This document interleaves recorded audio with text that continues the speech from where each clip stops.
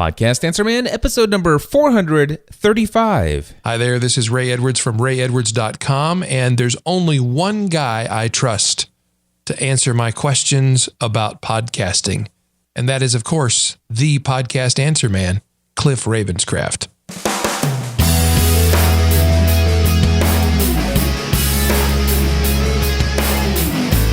Well, hello everyone, and welcome back to another episode of the Podcast Answer Man. My name is Cliff Ravenscraft, and this, my friends, is the podcast devoted to helping you take your message, your business, and your life to the next level.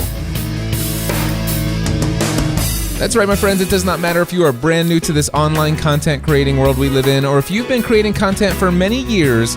There's something we can all do to take everything we do in life to the next level. And well, my friends, I am super delighted to bring to you another episode of Podcast Answer Man. And in this week's episode, I have yet another interview, another conversation with a podcasting A to Z alumni. One of the things that I realize is that after doing podcasting A to Z since March 2006, I've had over 530 students who have graduated from this course. It just occurred to me, why not start sharing those stories? And of course, one of the things that I've been doing lately is sharing more and more of those here in Podcast Answer Man. And I'm starting out with the folks who have done things like, 100 so episodes. And I am happy to share with you a conversation with Scott Stratten. Scott is an internationally known keynote speaker. Last year alone, he did 68 speaking engagements. He's written multiple books that are extremely popular in the business space and is considered one of the top-ranked influencers in the world of Twitter. He and his wife, Allison, have been doing the Unpodcast for 2 years now, over 100 podcast episodes. And there's a lot of valuable information and insight that you can pull out of this conversation that I'm about ready to share with you. I have a whole list of notes of things that were of interest to me while I was listening. And if you want to see that list, you can head over to podcastanswerman.com/435. And in the show notes, I'll put down the things that were interesting to me as far as the things that Scott had said. But I'm absolutely certain that as you listen to this interview that I had with Scott Stratten, you will come away with your own list of valuable takeaways. And well, rather than go on anymore, here's the interview with Scott right now.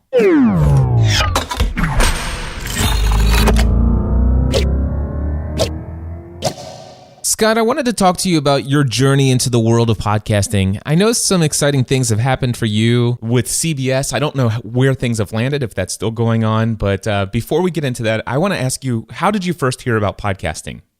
Well, I've been an online kind of geek for going on 20 years now. And we certainly heard of it quite some time ago, almost a decade ago. And it was one of that really almost underground. It was one of those things where it was the Uber geeks listened to the podcasts. And a good friend of mine, Lisa, Renee Hall, who was, I think, Lisa Barnes at the time, she had writing a book about it, and she was speaking about it. And I was trying to figure it out. I'm like, well, what is it? I don't understand. It was so kind of niche that it was kind of freaked me out a bit. And so it's been a long time. So like I always said, when we started our show 2 years ago, I'm like, we're only 7 years late to the party. And long time ago. Well, the interesting thing is that I heard about you way before you ever even considered doing a podcast. Mm-hmm. And I remember hearing your name online. We run in a lot of the same circles, us online entrepreneurial type folks. I'll never forget the very first realization that, man, you're more than just that guy I hear some of my friends talk about. I was in a Barnes & Noble looking in the business entrepreneurial section, and I find this book called Unmarketing by Scott Stratten. It's like, wait a second, I know that name. You already had this big platform, I guess through blogging and through social media and all the other things, specifically Twitter. You're known most for that, at least in the early days anyway. Yeah. For sure. But you already had this massive platform. Why did you finally get around 7 years later to launching a podcast? What did you hope to accomplish by creating a podcast? Well, it was, by the time we launched the Unpodcast, we had 3 books out and, obviously a ginormous Twitter following in comparison to a lot of other places and brands, and Facebook was rocking and email was rocking. And it wasn't that, hey, let's just add another thing to do to the list. What it was looking at was, okay, so why am I blogging? Why am I doing this? And I'm notorious for not blogging. I think I blog once a quarter. I think if even that. So a couple times a year. And part of it was laziness. Part of it was writing's not my forte. I love the written word. I love writing. And actually, Allison, who's the co-host on the podcast and the co-author of On Selling, and actually the one who wrote all the books, and I just talked, and she wrote. And it wasn't my passion. And so it was like blogging was a chore for me. And I'd only blog if something epic happened. And the unmarketing brand is usually about things that go wrong in marketing and business. So unless something really hit the fan, I wouldn't blog. I'd use Twitter.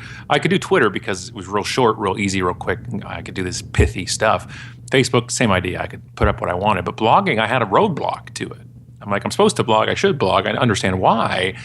But it was a real chore. I rallied against content schedules and frequency. Forced frequency is something I've always talked about on stage, which is you have to blog every week or every Tuesday. And I've been years in multiple books, I've said that's a mistake. Yet here's a guy now that we've recorded over 100 episodes, and I've done it every week for 2 years. And why? And this is the real reason why. I realize we love to talk. And Allison and I love to talk. It's a different type of format than a lot where we don't have guests. We just talk about what's going on that week in business screw up. So we'll never have a lack of content. But we realized not only is she the co-host of the show and the co-author of the books, but she's also my wife.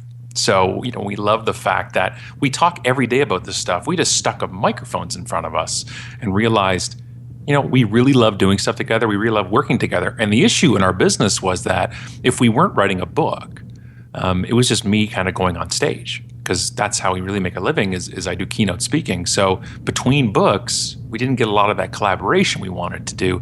And a book takes a huge amount of work, 60, 70,000 words a book. We did 4 of them. And we didn't want to do a book just so we could do something again. So we realized 2 years ago that this podcast thing could work. And man, if it's not the thing we love the most out of everything, it's so good. We're actually going into the studio tomorrow. So we rent a studio in the town beside us in Burlington, Ontario, and we rent it for the day, and we record 4 episodes at a time. So we kind of pretty much a month's worth of episodes at a time. We have a video crew and an audio engineer and a hair and makeup person, and people bring in lunch. And so it's like an event for us to record these things. And man, part of me says I wish we did it a long time ago, but the other side says, this was the right time, both for us and I think for the industry. I love that. So if you don't mind me asking some questions here, and I'll edit out any questions you don't want to answer so that I had never actually asked you the question in the interview. Sure. I've never been asked a question I haven't answered yet, so give it a try. So how much do you spend, would you say, on the whole renting a studio for a day in a town nearby with the makeup person coming in and all that stuff? How much of an expense is that? So we look at it. We have all that, plus we have a person that does the post of the show. They're the ones that coordinate the uploading and the writing about the session and setting it out on time. So really, it's literally that set it and forget it. We go in, sit down, talk, and we go home, and that's it. We never do anything else with the podcast. So I'd say about per year, we're probably at about $50,000. So we're about just under $1,000 an episode, I'd say. And that's my and that was from day one. That was before we got a sponsor. We've had a sponsor now for about seven months or so, which is Emma Email Marketing, and we spent that from day one. Would you say that the sponsorship is that covering the cost of that? No, I don't mind telling you how everything works. It's so we signed on Emma to they signed on for the full year. A year as the kind of platinum or lead sponsor, whatever you want to call it. And they get a certain amount of things with that. The logo's in the album cover and it's in the video. We do a couple of live reads in the show. And so we get $150,000 a year for that. And with that, it's split 50-50 with CBS, who has the audio distribution rights for it. So we certainly cover the costs and make some pocket change, some spending money on top of that as well. And the opportunity for you to have this collaboration with your wife and also to promote your brand in a way that is more along the lines of your passion of communicating through the spoken word because you're a keynote speaker, and also it allows you to consistently reach your community of people that you've been building this brand around, and it allows you to get that exposure for ongoing future potential gigs. Exactly. So I do recall when you launched your show, the Unpodcast, you had launched another podcast about Vegas. Tell us a little bit about that. And is that show still going? And if not, why? So we recorded called the Vegas 30, which was Vegas for people over 30, because it's a place that's really different when you're 38 than when you're 21. And there's, but Alice and I adore Vegas. We're looking at condos there right now. We combined, we've been there over 100 times. And we know one of the reasons people don't like it is because of all the, Vegas, all the stuff that goes on. But there's so much more to Vegas than kind of the gambling and the madness and the drinking. So we started recording that. We simply said, what do we want to talk about that's our passion? It was two things. It was the on-marketing type of stuff, and it was Vegas. So we started recording both simultaneously. And we recorded, I think, 14 episodes of the Vegas one. That was never meant to be an ongoing show. That was meant to kind of have a body of work that each episode was topical. So one episode was playing poker in Vegas. The next one was best places to eat in Vegas. Next one was off the strip in Vegas. Next one is first time in Vegas. What should you do? So each had a topic. And we never meant to do that weekly, and so we didn't. I've always said you create content when you have something to say. And we never wanted to force it for either show. So the Vegas one was at that. We're still getting some people are kind of giving us the gears because we haven't come out with a new episode of Vegas in a long time.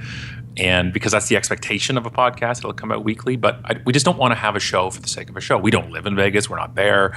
We're looking at potentially re-recording it and doing it again because it's been a couple years now and things have changed. So we were thinking about updating it. We're thinking about recording it and videotaping it in Vegas. So we love doing it. That's one thing about podcasting. You pick a topic you're passionate about, and it's not work. We just love talking about it. And we've got great responses. People listen to it on their flight to Vegas is very cool. And we get some of it. So it's a passion project for us for sure. We could talk about it until the cows come home. But we, on purpose, said this was not going to be a continual show because we knew it doesn't have the content to keep going. So did you decide when you started how many episodes you would produce in advance? Not at all. No, we just said, okay, we hit episode 12. We're like, that's good for now. And then we did a couple other episodes a month or two later as like trip updates. We went there and we discovered new things. One of the challenges was we would record the Unpodcast and the Vegas one on the same day. So if we wanted, it's economics. If we wanted to record a month's worth of the Unpodcast, because the fixed cost is studio and the people, that if the more episodes we can fit in the day, the less our kind of total episode cost would be for each episode. So we were recording like 4 on podcasts or 2 on podcasts and 2 Vegas ones, and then come back every other week. And the problem is with our schedule, it's really hard to carve it out. I'm on the road. Last year I did 68 keynotes in 2015. So I'm on the road a lot. And we have 5 kids, 4 of which are at home. One's off in college. And so us coordinating stuff and scheduling stuff, it was not working at the time to say, twice a month. So we figured once a month, and if we dropped off the Vegas one for the time being, then we could drop that. And that's what we ended up doing. The one thing that comes to my mind, it reminds me of the virtual assistant podcast that I did. When I launched it, I did not anticipate how many episodes I would do. I just wanted to share my journey of learning how to use a virtual assistant and learning about delegation and the whole process, this world. And so I started that. I even got a sponsor from episode number 1. And I made it to when I got around episode number 33, 34, I started to find myself scratching any surface for content. Right. Yeah, that's the problem. That's a big problem. That's a big problem where you start reaching. Yeah, and so what I decided to do was right around then I said, okay, I'm going to go to 38 episodes, which will take me to the end of December of 2010.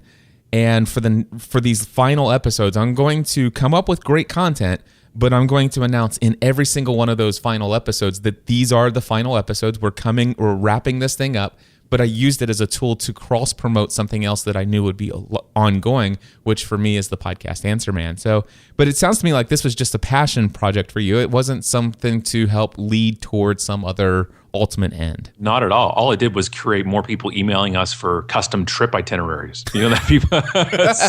so that wasn't. We just love it. Absolutely love it. We're ambassadors for the place. And one of the nice things about that show, one of the things about not being successful, meaning like we didn't go 100 episodes and we're coming to you live from the top of the Mandalay Bay or something, was that we actually on purpose avoided trying to get sponsors for that show because we wanted to give you the unrestrained, uncensored feedback of what we were disappointed with. Serendipity, the restaurant outside of Caesars, and we love Caesars, and we were disappointed with it, and we could say that. Now, if Harrah's Caesars sponsored the show, do you think we could say that?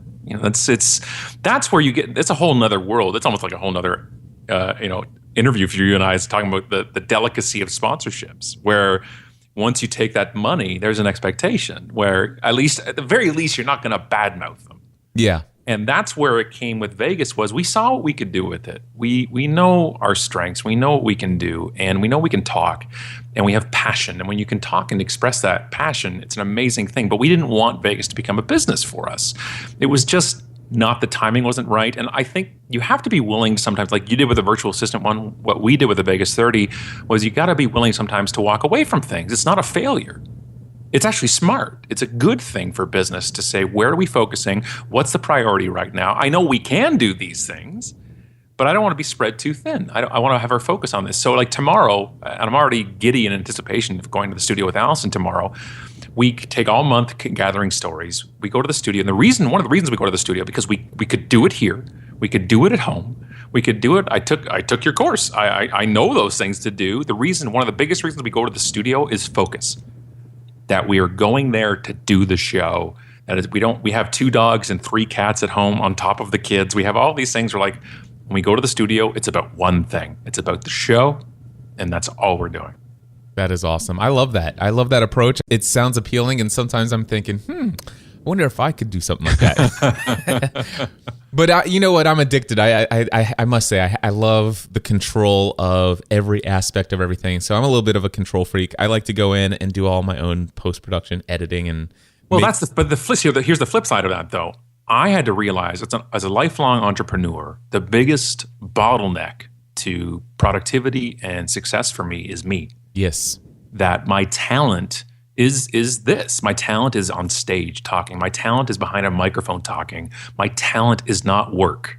If that makes sense. No, that makes a lot of sense. But at the same time, you wouldn't farm out, going to your scenario, you personally wouldn't farm out somebody else creating your entire outline for a keynote, right? Exactly. That's the thing, is I take what my strengths and I focus on them, and I find my weaknesses and I pay them. Exactly. And so it makes sense for me to kind of do my own thing because it keeps me up to date with what's changing. And Exactly. I would not have somebody go by proxy and do a keynote for me. They wouldn't be, and they wouldn't do the technical behind it either. Nobody touches that for me. Exactly. Let's talk about the Unpodcast. Where'd you come up with the name, and who is your target audience for that show? So the Unpodcast is just, our brand is everything. So we wrote unmarketing and unselling, and it's just the world for us. The Unpodcast just made sense. Now, we're actually in a crossroad right now of debating whether or not we want to change the name. And that because of we partially believe that the term podcast can actually turn some people away from the format in the general public side of things. That because we make it a show, because we do a full, not only audio, but a full 3-camera video shoot with a team, that sometimes when we say podcast to the general public, I talk about the show at every keynote I do. At the end of the keynote, we put up a big banner of it and talk about it. And the feedback I get is, well, I don't do that podcast thing. And I'm like, you don't listen or watch a show? They're like, oh yeah, I do that, but I don't do that. I don't understand the podcast thing. So we're debating right now whether or not people in the industry, great. People who already listen to them, perfect. It's awesome. The name, attracts people. It's the business show for the fed up. That's what the tagline is. So that works for us. But when we're looking at kind of the next steps for the show after 100 episodes, there's a debate right now for us. We're trying to figure out whether or not we want to depart from the word podcast in the show itself. Because if we had a different name, it would be in the podcast section of iTunes and different formats. But we're trying to reach an audience more than understands the actual medium. So that's a debate for us. So we did the Unpodcast was because of and we are reaching pretty much people in business, a lot of marketers, because a lot of the teams are, a lot of the messages and themes are about bad marketing. So it tends to lend itself to marketers, but anybody who's been fed up with businesses doing it wrong. Of course, this debate has been going on for many years as far as the term of podcasting. I think that one of the interesting things is that podcasting and its understanding among the mainstream culture is getting better as we move forward each new year. Certainly, things helped with Serial and some other things this past year. Mark Maron having the president on certainly helped move the needle forward in that area. But I certainly understand where you're coming from. There's still so much path to pave, if you will. Two names that immediately pop up for me. Obviously, you could stay pretty close to what you have and be the Unshow, or Unbusiness also would be a great fit for you. Right. There's the Unshow, the Unbroadcast. There's all. Then we thought of, did we depart from Un and call it? We kept on. We're thinking of Unsolicited Feedback. Is also one of the names of the show. Still keeping Un in there, but actually, it really kind of sums up the entire show. Nobody asked us for what we think about these things, and we're just going to tell you anyways. So that's leading the charge right now is Unsolicited Feedback, but we'll see. How do you and Allison prepare for a show? I know that you say you pick up some stories and kind of build them as you go and everything like that, but let's talk about either the day of or maybe the day or two before. What kind of things are you doing to prepare for that day of recording? Sure, I can give it to you almost in real time. So we're going into the studio tomorrow. So the second we leave the studio a month ago, I create a new list on my phone, just on my notepad on my iPhone. That's like this month is called Links 11 because I've been doing this way for 11 months now. And all I do is in my travels online through Facebook, through Alice and I talking back and forth, through friends sending it to us, to people dropping us suggestions on the Unmarketing Facebook page. I just keep a running list of links, numbered 1 through, usually at the end of the month, it's 30 or 40 links in there that I think, or that Allison thinks would be relevant for us to talk about and discuss on the show. And then, so tonight, what I'll do tonight around 8 or 9 o'clock is I'll just go through and print all those stories. We use a program called Clean Print, which is great. It allows you to pull out visuals and ads and pictures and just gets the core text down, so you save paper at the same time, and it makes it much more easier to read. We then print them all out, and then tomorrow, either tonight or tomorrow, on the way to driving to the studio, Allison will go through the articles and pick which ones kind of fit together, which ones have their own, and try to come up with 4 shows worth of content. And then we kind of just put aside the ones that didn't make the cut. Maybe we'll revisit them later. And then we don't discuss it beforehand. We don't go, okay, you're going to take this side, I'll take this side. We sit down. I get my makeup, my hair done because I'm a diva. And we get ready. We pull into the studio around 10:30. It's already all set up for us. Our crew we've worked with the entire time for 2 years now. So Atomic Spark, Adam at the video, he's got all the cameras already set up. Wayne's got the audio all set up. And our makeup person's all there. We have my coordinator of awesome, Karen, who's been with us for 10 years now, who's my kind of right hand in the business. She drops off lunch at noon. It comes in. We record 2 episodes before lunch, 2 episodes afterwards. And there's no script, really. We just let the stories go and flow with what we're going on. We've now recently brought in a kind of a monitor behind us in the shot and video. So Adam brings up different visuals depending on the story that's coming up. It also allows us to bring up the Emma logo for the sponsor readout. But really, we don't do scripting. It's really on the fly. My entire job between recording is finding things to talk about. You record this as a video podcast primarily, but do you also release the audio as well? Yeah, so it's actually the majority of people who listen to it and consume it is still audio. So it's recorded in the studio, but it's a separate audio feed that then our video team takes that actual audio from the soundboard and puts it into the video itself. So it still is fully kind of pushed as an audio show. We just have the video for it, and we just found that's so much better for a sponsor. They want the visuals there. And then we kind of splice it sometimes and put clips onto the Unmarketing Facebook page and kind of promote it through there as well. And so it is audio. We signed with CBS about a year ago now, which CBS was launching their new podcast platform called Play.it. And they approached us and says, do you want to be one of the main business podcasts? And I'm like, what's the catch? Like, it was actually hilarious how the whole process worked, because Karen, again, the coordinator of Awesome for our company, she's the wall for email. So anything that comes in, she checks first, and it has to get through her to get to me. And so if you emailed, then usually she'd let you through, and maybe not always. So so what happens? She forwarded it to me, and I saw this thing. I'm like, I don't even know what it is. I just assumed, for being around as long as you and I have been in this digital world, I'm assuming these guys are pitching us paying to be on their network. That's what I was assuming, because I've dealt with that so much in every different format of media. And I'm like, well, what's the catch? And then she writes them back, and they're like, nothing. We just want them to be part of the show. I'm like, okay, well, so what's the deal? And they're like, 50-50 split of ad revenue, and this is how it works. And we went through the contract and decided, and I know I've jumped into this before you asking, but I think it's a big part of how the audio gets out there. We took the contract, we changed it. My brother's in the music business in Texas, so I sent him the contract, and he said they actually wanted to own the show for that year, and we just gave them the exclusive audio distribution rights instead. And then we kind of went from having it on Libsyn and our own place and launching it through there to actually going through CBS's platform. So now we're actually up, I think, this week or so. So, then now is our decision. Do we want to renew? What do we want to do with it? So CBS approached you. First thing I want our audience to hear is the fact that they sent you a contract to review. It sounded pretty interesting. You figure, why not? Let's go with it. Yeah. But I love the fact, and of course, this is something that I've dealt with over the years with podcast networks that have approached me.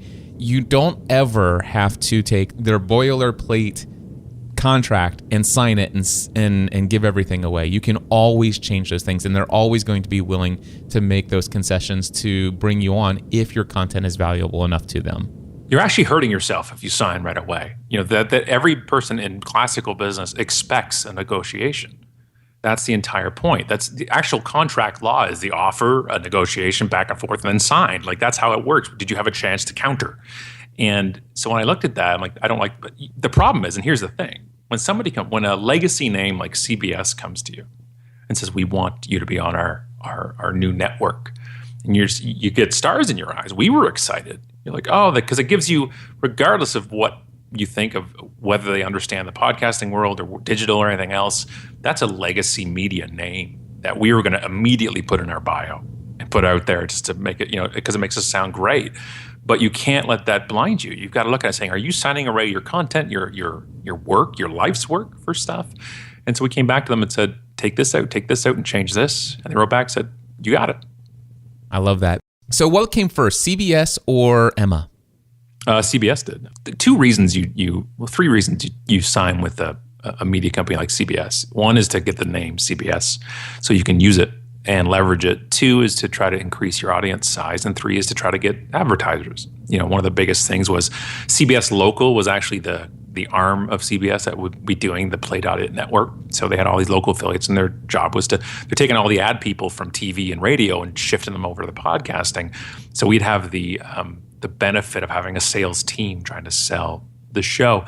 So what happened is, it actually happened through a tweet, amazingly enough. So we were with CBS, we're on their network, and there was a tweet about a conference coming up called Marketing United. This is last year, and Emma Email was running it, and I saw them announcing a couple keynotes. Friends of mine, Jay Baer and Ann Handley, were keynoting.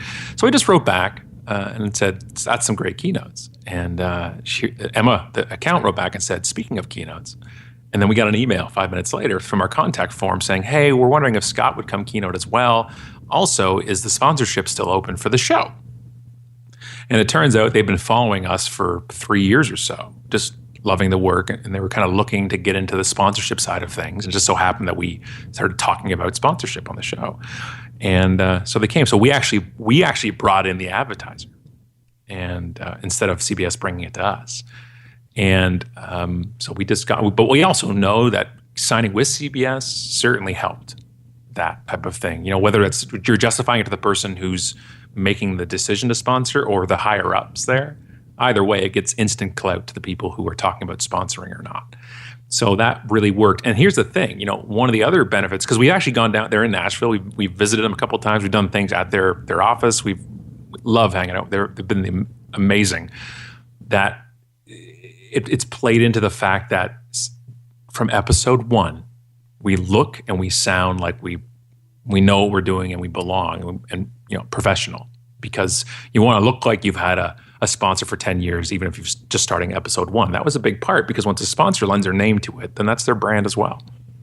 As I'm thinking about your contract, one of the things that I have seen in a lot of contracts and what I usually tend to negotiate on is the idea of, if they bring the sponsor, then we have this split. If I bring the sponsor in and I negotiate that initial contact and convince them, then there's, I get more of that. Yeah, so we did that with, it's like whoever brought it in gets a commission. So whoever brought the sale in gets 15% of the full deal, and the rest is split. So pretty much same idea. So if we brought them in, we get, in theory, not really kind of, but 65%, and they would get 35. And if they did it, it'd be the other way around, they'd get the other deal. So okay. We did have a incentive to bring it in. But what happened was, so we brought in the key sponsor, the platinum one. And one of the benefits of being with CBS is they gave us a rate card. And they showed us, here's everything they'd get, here's all the impressions, here's all the things, and here's the amount. And it was, $150,000. And before that, I'm like, I have no idea what you charge for a sponsorship. Like, what, $11? I don't know what you charge for a sponsorship. We're just making it up, like everything else we're doing. So them giving us, I swear, we would never say $150,000 if it wasn't for CBS's guidance with that and their reach. And we originally thought, before we got them, we were thinking about $1,000 an episode. And that was actually just because we figured out costs of our show. And originally we're like, we just want to cover costs. And then once we got bigger and thinking about it and the commitment we could give, then that made another step. So when Emma signed with us, not only were they sponsoring the show and the audio, because the CBS sponsorship offer was for the audio. So we gave them the video as well, sponsoring-wise, and a keynote at their event. Plus, we'd done webinars for them. We've gone down 2 months ago and did a live Q&A thing, we call it the Live on Podcast, for their customers and stuff. So one of the things about sponsors, it was just like we try to go above and beyond for them. And the flip side of that is, since we brought in the main sponsor, CBS would start bringing in smaller ones and local ones that would only pay a CPM. They would put, cost per listener. So they would have a sponsor giving us literally $112, like for a month. And they would want equal billing as Emma, as our main sponsor. And we told CBS a few months ago, I'm like, we don't want any more. We don't want any more advertisers. We don't want anything brought from you. We're only doing Emma. And because they paid a whole year. We had other sponsors come to us and say, well, can we do it for a test trial for 3 months? Can we do this? And they're like, we're committing to you. We believe in the show. We're on for a year. How's Emma feel about the sponsorship and what they've gotten out of it? They're ecstatic. We're like best friends every week. Obviously, you'd have to ask them, but we just had lunch with them a month ago. We're doing so much with them because we kept bringing ideas to them. I'm going back to Keynote again in April. And right before we go to NAB, right before we go to the broadcasting show in Vegas, we're stopping in Nashville to do a keynote and a live on podcast. And we pitched to them a week ago, why don't we do a contest for it? And we will fly 2 people. We'll fly them to the event. We'll put them up. We'll have dinner with them at the Peg Leg barbecue place that we love in Nashville, or the Mexican place, depending on a person's dietary needs, and full conference passes, hotel, flight. We just pitched it to them. We thought it would be a fun idea, and they were over the moon with it. So I think if it was just kind of, here's our listeners this month and number, and thanks for sponsoring, it wouldn't be as excitable. But since we actually wear their T-shirts on every show, with the Emma logo on it, we actually take Emma coasters and we tape them to the microphones so they look like kind of Emma microphones. So we really, we have the contract, that base is fulfilled, but we've actually gone 10 times above that. So our job is to keep them as happy as possible for as long as possible. I love that, because in negotiations with sponsors, even in my own personal experience and what I've seen with other podcasters, what we struggle with is how much do we charge for a sponsor? And oftentimes it's like, well, there's obviously the potential of basing it upon covering costs, which you had had at least thought about at one point. The other one is, well, how much value are they going to get? I mean, what kind of return of investment? How are they measuring that? And sometimes you just want to say, well, I guess it's important and it's on me to make sure that whatever they're paying me, they get at least that much, if not much more in return financially.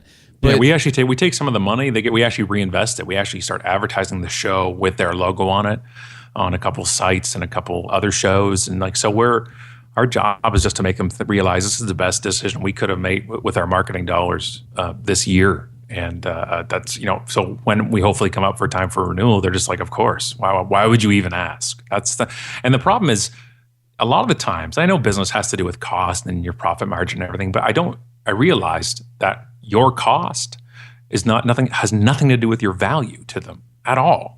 So if your cost to produce a show is zero or next to zero because you do it in your own setup and on your own, that does not mean your value to an advertiser is zero. There's no relation to it to me. And the problem is if you underprice your sponsorship, that actually reflects your sponsorship. Yes. So if a brand comes to you and says, we're looking at sponsoring your show for a month, what's your rate? And you say, I don't know, how's $50?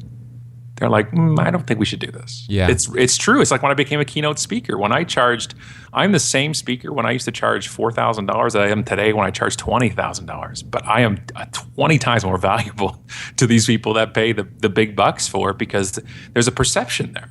Not only is there a perception, but really you do probably go out of your way more. I mean, for sure. You probably spend more time in preparation, more time, because it does motivate you and inspire you to take even deeper action on their behalf. 100%.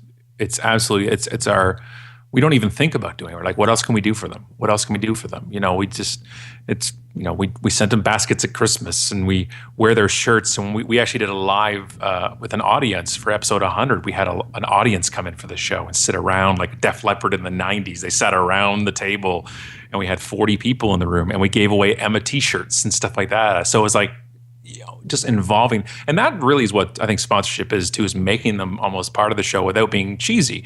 That we've talked to people who are dedicated listeners, and they're like, it's just so seamless with them because we just work the live read into it. People know the show opens with their name in it, and it becomes part of the show. It's part of the brand, and that's really important. What would you say is the most rewarding thing about doing a podcast? It sounds to me like you've got over 100 episodes. There's no end in sight that I can tell. You're enjoying this. What is the most rewarding reason why you do what you do with your podcast? It's working with Allison. It really is. I just love her, and the ability for us to throw things back and forth, and that other people are going to get to see how great it is incredible for me. It gets my mind going, and we have so much fun. And the opportunity, we're still giddy going into the studio, and it's been 2 years now, and I can't wait. I never thought something would even come close to the feeling I get on stage, and this certainly does. I love it, and also getting to listen and watch myself is always a fantastic time. But it's actually one of the other parts of it on the external side of things. It's the listenership. We've never had a fan base be so dedicated, to be so in it, than a podcast listenership. And this is, coming from a company here that we've, again, 4 books that we've got, people loved, and marketing came out and blew the lid off things. And, I get standing ovations sometimes when I do keynotes. Like I get all this feedback from people, but man, podcast listeners they're into it. They love it. And if you miss an episode, they let you know. Like it's just a very cool thing. And it's the only time I've ever stayed in front of anybody with frequency. And that's been really cool too. Yeah, there's something hardcore about the loyalty of a podcast audience and the fact that you're influencing them in their lives. If you're there every week and you're talking for 40 minutes to an hour every single week, I mean, there's a good chance that busy couples, you might actually be speaking and having more influence in the lives of the people who are listening to you than their own spouse at times. Oh, huge, right? Because it's really intimate, right? Where people, you think about when people are consuming the show audio wise, they're on their way to work, or they're walking the dog, or they're working out, and you're the only thing in their ear. And it's a pretty good setting to be in, and it's funny sometimes the feedback we get, and that our first ever comment on a show It was our first show. Actually, we actually went 59 minutes, and we just started talking. And our first comment was 59 minutes. I actually haven't listened to the show yet, but 59 minutes? Come on! Like that was the first ever comment we got on a show, and like we just didn't have a set time. So now, once we signed with CBS, we were contractually obligated to be at least 30 minutes, and we realized we were going for almost an hour sometimes before. But we were starting to get really tired at the end of the studio day when we did 4 episodes, 4 hours of recording. So we realized we could actually take this content into a half hour or so and make it, since we have no theme for the most part, we don't have an episode and a topic for each one, we really can just cut it after 30, 32 minutes and go, that's good. That's a good one. And then jump into the next one. So that's the absolute glory of having no flow and whatsoever, no topic basis. We can cut and go. We realized it's much better for us. We don't get tired out. We don't get burnt out. So we do about 30, 35 minutes a show and have a total of 2 hours or so of recording instead of over 4. And but we had to adjust that. We had to adjust that going into it. My target audience are folks who are entrepreneurial, small business minded individuals out there who are considering launching a podcast. Now, several of them already have a podcast, but specifically those who are on the fence. They've been thinking about podcasting. That's why they just started tuning in maybe within the last couple of weeks of this podcast. To those people who are on the fence and they're getting ready to launch a podcast, what's one piece of advice that you would give to somebody who is just starting out? Some advice that you wish maybe you would have received when you were just getting launched. Am I allowed to tell them just to take your course? Is that okay? Does that work? You didn't tell me to. It wasn't what I'm fishing for, but I mean, no, I know. It. But this is the thing. I didn't have one until I took your course, and this is. I promise you. You understand that people listening right now. My brand is the no BS world. That I only say what I think, and you've got to have accountability though. When you run your own thing, when you run your own show, you have no boss. That's good, and that's terrible. Because you have no accountability, you have nothing. And one of the things that your course did was just, it gave you modules. It gave you things, okay, what this next one and this next one, and you did it and you created it and it removed those roadblocks. And that was huge. That was huge. And what I got from you from that whole thing, those pieces of advice, like I got all those things so I didn't have to go in and it's almost like I can't say right now what I would have done differently because there isn't anything. Because of taking the course. Now that's got to be the greatest unsolicited testimonial of all time I can possibly give somebody. But here's the thing: I didn't even take your course to take the course. I got it so I could get access to you, so I could ask you questions about it. I remember we had an email. I'm like, can we hire you on? You're like, well, I just do this course, and I'm like, I'll pay whatever it is, and just to be part of it. And I ended up going through the course, and I don't even have to use this stuff because we have a whole crew. But it's like the entrepreneur learning accounting basics. I'm not going to be the accountant, but I need to know what's going on with my money. And that was we for podcasting. So I understand every function of what's going on and around me. So I know I don't want to be doing those things and I want to have the experts come in. So that was a huge, huge thing for me. I wouldn't change anything else because we did it on our own terms, our own conditions. I wouldn't change it. It's worked out so well. I wouldn't change anything at all. I appreciate that. And what's really cool is I know for a fact that anybody who's hearing your voice, they do know that you're the no BS guy and that there's no way I could have even paid you to say those words. No, but you know what I think, and you said this during the course as well, and on the subsequent Facebook group for members was, you got to be careful with looking at numbers. That like most people, I have that problem. When a book launches, I keep refreshing Amazon sales rank. And when we launch a podcast, I keep going to Libsyn and checking how many listens. And that doesn't dictate how good you are.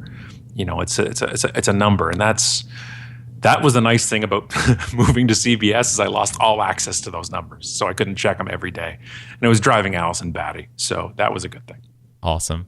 That is great advice. Don't obsess over the numbers because any amount of time that you spend focusing on how many people are currently listening and using that as a vanity rank, that's time taken away from you creating even greater content for the next episode or building a deeper relationship with the people who are already listening. Exactly.